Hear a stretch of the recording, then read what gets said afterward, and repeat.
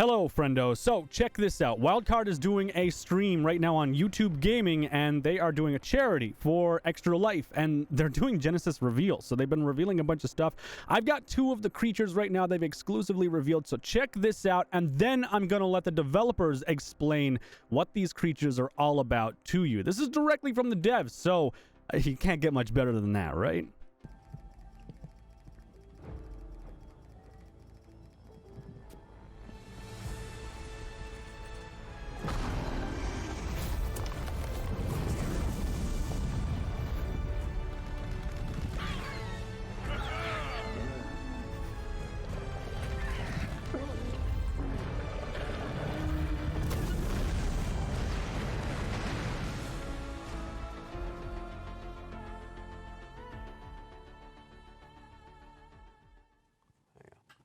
All right.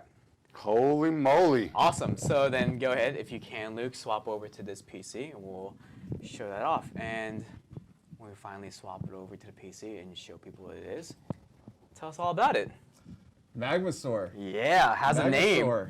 Has a name, no longer just lava lizard. It is the Magmasaur. Now I know we showed it in the trailer, which is why we're preempting this early, but we haven't given a whole lot of information about this guy. And we haven't really given, other than like a very few shots in the trailer, like much that people have seen. So we wanted to do a little bit of in-depth look, highlight some of its abilities, and show those. I'm sure while I'm talking, they might even show the trailer a few more times, just to keep that content going. Yeah. But what this is our Magmasaur. He is a very lizard-like creature, walks around more like a thorny dragon. You're good. You're good to go, by the way, Luke. Just and he is a fire-based creature, and he is very, very, very based on fire and heat, and that carries throughout all of his abilities and mechanics. And this guy is very based on heat, so he charges up his internal forge. He charges up his heat, and that's where he builds a lot of his attacks from. And based on what area he's in, if he's in a very cold area or he's in water even, that'll affect his ability to charge. So if he's in a very warm environment, somewhere that's volcanic, he's actually going to be very fast effective. So he'll charge faster. That's awesome. He'll get a little bit more charge, and he'll build up to maximum charge much faster. Once he hits that max charge, he is now a superheated thing. So just getting close to him is actually going to hurt you.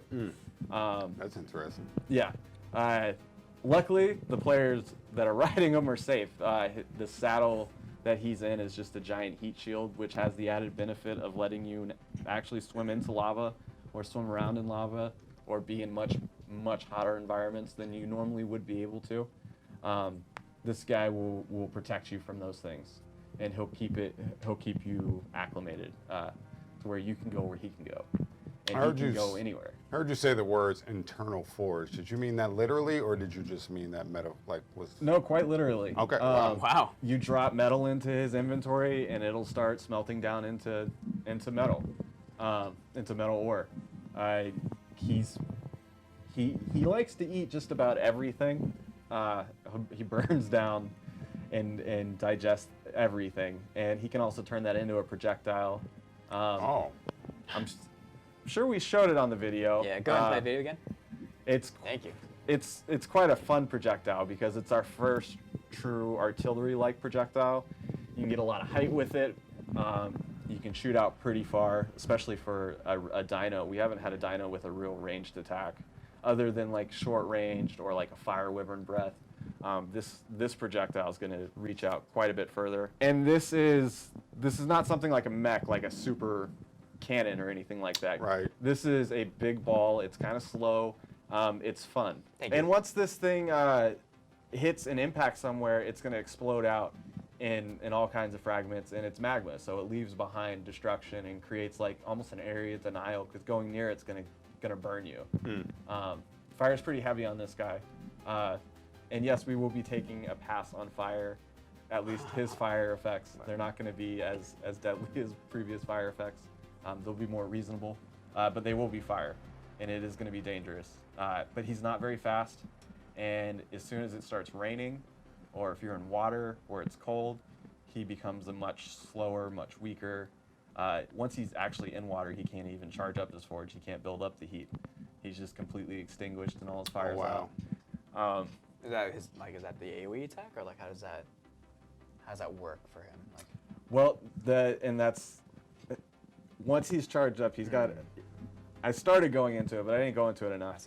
He's got multiple options. Like once you charge that forge up, you can just go in meleeing, and you're going to be burning everything within your range. As long as you keep that heat going, you might have to recharge every now and then to keep it up, but you'll get that additional melee, or you can shoot it off, and you'll shoot out your lava type projectile, your long range projectile, which is it's going to do some damage. It's going to be something that you'll be worried about, but if you're not standing still, it should be easy to dodge at a distance. But up close, it can come in pretty fast. Or you can do a short-ranged AoE attack, which they showed in the video, and it looked amazing. That's where all those projectiles were coming flying out of his back and all around the place. It's just he just extinguishes and pushes out his forge and cools it down like rapid fast while doing damage to everything around him. And his range is not limited to turret range, but it's really close, and at a distance, it is very hard to hit accurately. It's more of a skill shot type of. It's well, at a distance, it's a very, very high skill shot, but you're gonna have to arc it up, and you won't be able to see where you're actually shooting, more like a traditional artillery shell.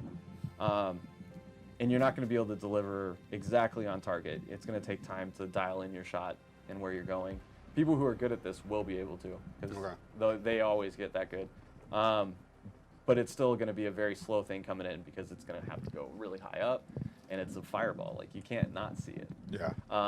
So it's coming, and you'll be able to get out of the way, and it's not something like a cannon that's just going to destroy structures left and right, but it will be something that you should worry about. It'll be fun. Yeah. No, I've got to say, this is one of my favorite dinos. Nice. I was going to ask you which is one of your favorites so far. This is one of my favorites. Nice. Magmasaur is. I thought you were gonna start saying it. I was like, time out. He's cool. Compare it. He is cool. I think like stylistically, I love what the Magmasaur looks like. Even that. So I don't know which one of the concept artists did the Magmasaur, but that is sick. Like that's a really cool shot. And a really cool look. I love everything about it. That to me, it's basically like a giant mobile tank. Mm-hmm. Like. It is crazy to see it in actual context in the game. And like the first time I saw it, I was like, this is. Yeah, and one of the bigger challenges is if you're dealing with a dinosaur, like how do you make these things have a cost? Like, because everything does have to have a cost. Like you have to earn it somehow, and it has to be something that if you're going to use it, especially in our game, because items and dinos, everything that you get, you have to work to get to that. Mm-hmm. Like, it takes a lot of time and effort to get to a base, or to get to having a really good Rex or anything like that. Mm-hmm. These things all have a cost of time. So for us to give something an ability, an attack, to make it strong, it has to have a cost. It has to be something that you feel the effect of it before making that decision. Mm-hmm. So this guy, we're exploring that his projectile is a more food-based projectile. So each time he's shooting it, he's consuming significant amounts of food while shooting it. So the challenge is keeping him full and keeping him fed, and his ammo is food. But he does have more, of course, effective foods. So like fuel sources like oil, gas, propellant will be much more effective for this. That is his ammo essentially, but he'll still eat everything else like a normal dino. But this way, we're going for balance as much as we can, but at the same time, it's got to be fun. If it's not enjoyable, and it's not something that's exciting, use it. Yeah, and if it's not a little bit scary, then it's not as fun. So, in terms of managing states, with this, it's more of managing the heat state, and when you want to, and with the shapeshifter, sorry, I want to say proper names. It's more of managing, its state and its element. So I find that interesting because I like things like that. I like a little bit more strategy and management when it comes to managing creatures. So I'm interested with those type of mechanics because those are the things that, honestly, they draw me a little bit closer to whichever creature I'm particularly using at that point. Well, and the more we start diving into what a creature can do and what it can do really well, and we try to push that boundary, like you get closer and closer, and it gets easier to make something that's too strong. Yep. So we have to find ways to, make it, this is the way you need to play, and kind of direct that creature's abilities into a format so that you can counterplay it. So that you know what they're doing and that you can play it badly, because if there's a way to play it wrong, then playing it right is so much more rewarding and it's fun. Mm-hmm. And it's making sure that they can play it right and they can play it fun. But if you don't play it right, and if someone is, for this guy, anyone that's long range and just moving and shooting back at him is going to be a hassle for this guy, because he can't get long range quick. So if it's a mobile thing, it's going to be really hard for him to deal with that, and then he'll have to close the distance, and then he's strong again because he deals really strong damage. But that gives other people an opportunity to counter it, and that's important too. No, it's very important. For something to be strong, it has to be able to be dealt with, because then it just becomes the thing that everyone's using. And Manic armor. So that's really cool that we got to find out more about the Magmasaur. As far as everything else with this creature, it seems Genesis is following a track of micromanaging, and I'm not sure how that's going to pan out for them in gameplay, because you're going to have to micromanage. You're about to find out more about the other creature that they revealed on stream. It's a creature we all know and we all love. It's cute and adorable. Then it turns into this giant, massive thing. It's a Ferox is what it's called. But for that, you manage the element. For this, you got to manage the food. Otherwise, it can't attack and stuff. It's going to be a lot of managing a lot of different stuff. I want to know what you guys think about that down below in the comments section.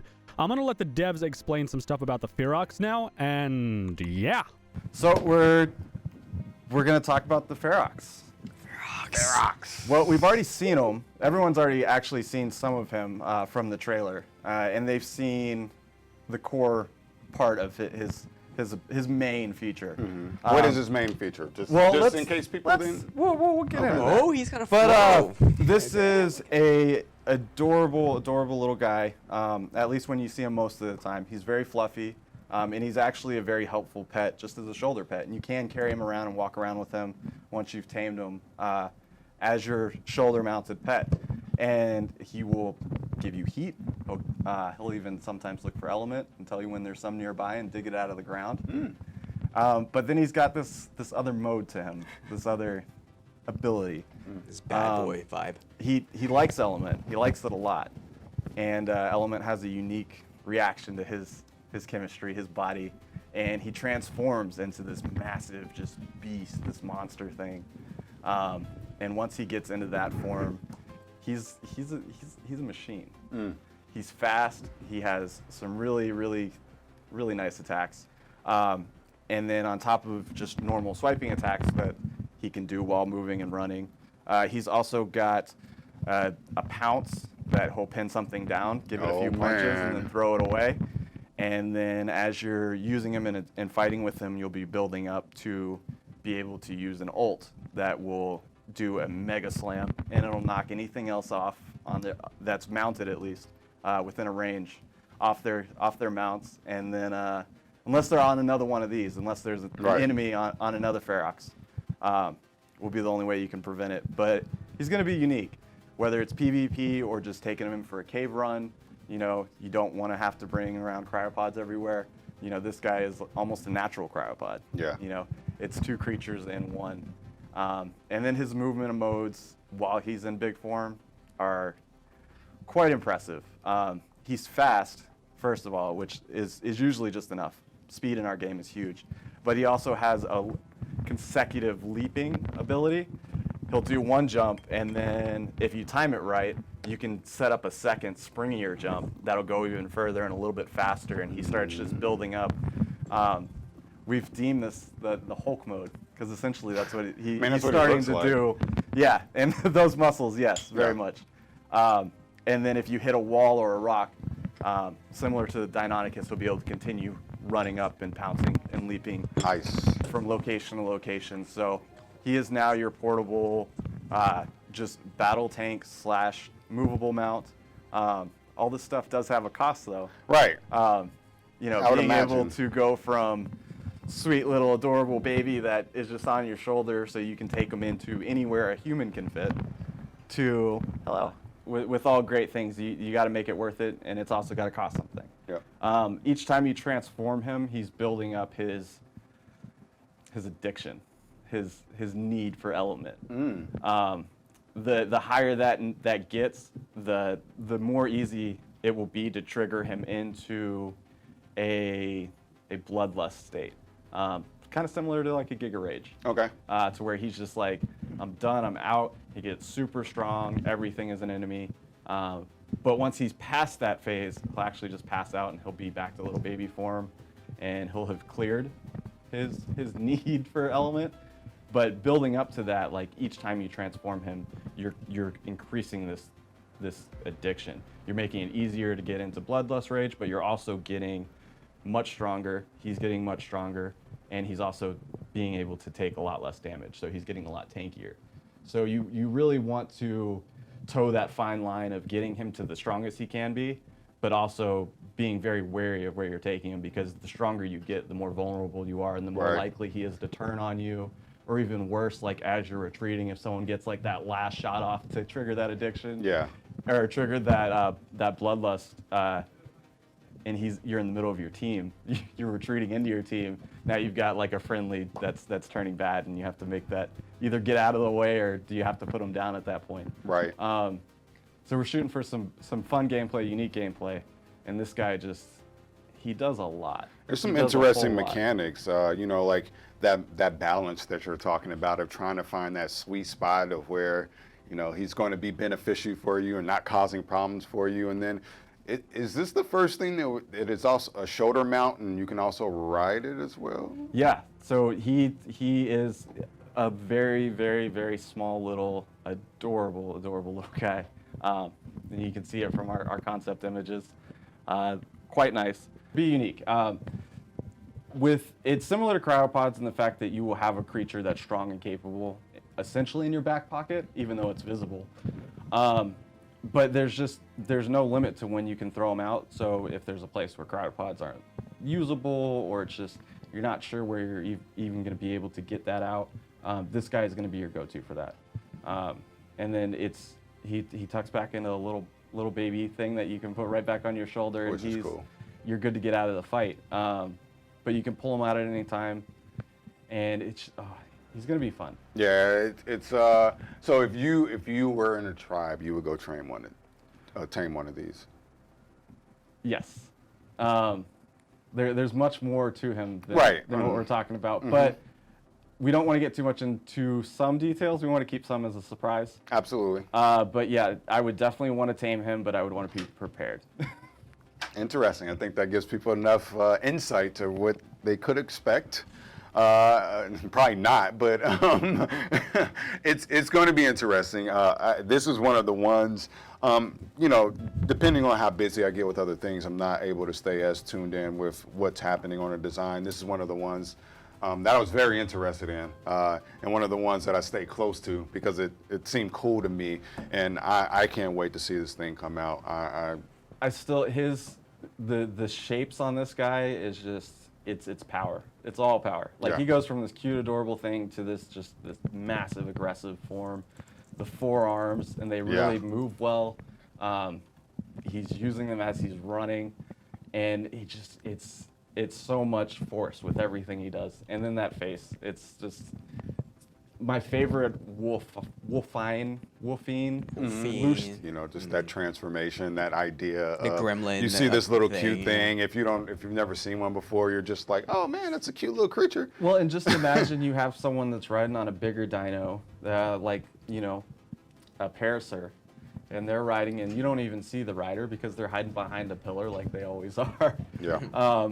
And you finally get that thing taken down, and then as the guy's falling down, out pops this another massive creature that just transformed off of his shoulder, or he threw down on the ground and transformed it, and is back in the fight right away with another dino. it's going to open up some new changes. Yes. Which is what we're going for. Like, we are definitely looking to. So that's pretty interesting how they have these creatures set up currently to pretty much need micromanaging. Be really careful when you encounter this creature. It's going to be nuts. As for me, I'm going back to the stream. You guys come over as well on YouTube because it's pretty sick. All right, I will see you guys when I have more information.